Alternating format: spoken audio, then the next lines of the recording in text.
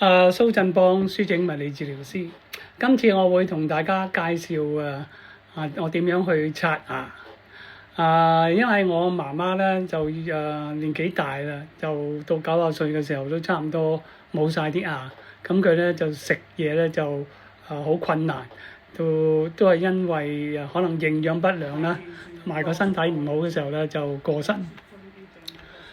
有見及此咧，所以我自己咧就會好小心我啲牙齒嘅健康。咁樣咧，仲有咧就係我朝頭早打網球咧係好早嘅，所以咧有陣時冬天嘅時候咧天氣好冷嘅，咁個喉嚨咧係會好容易好乾燥嚇。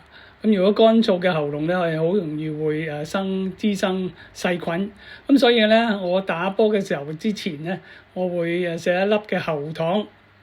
咁咧喉糖係咁要大嘅，咁但係因為新冠病毒嘅時候咧，我就更加食多啲，保持我嘅喉嚨咧經常係滋潤嘅。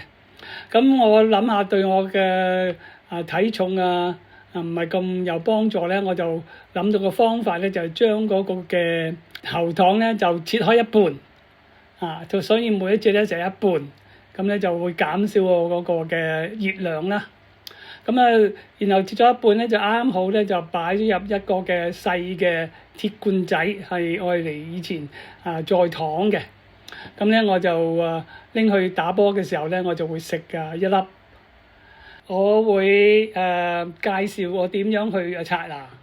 咁咧特別咧係夜晚黑嘅時候啦，我會刷得好清楚嘅。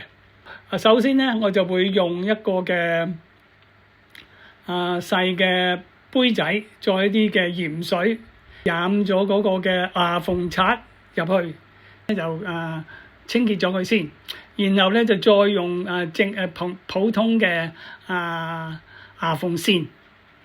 咁清潔咗之後咧，我就會用一個電動嘅牙刷。電動嘅牙刷咧就會係更加有效，因為佢轉得快好多。咁樣咧用完電動嘅牙刷嘅時候咧，因為電動牙刷只係會有轉嘅功能啦，咁我就會再用普通牙刷咧就向上刷向下刷，肯定咧將所有嘅肉絲或者係菜絲咧都清潔咗。最後咧我就會用嗰個鹽水去啷口，咁就可以殺菌嘅。咁當然啦，如果真係有嚨痛或者牙肉發炎咁咧我就先至會用Listerine。咁但係咧Listerine 咧就會比較係太強啦，咁同埋咧用得多嘅時候咧就會令到啲牙黃，咁我就唔會用咁多。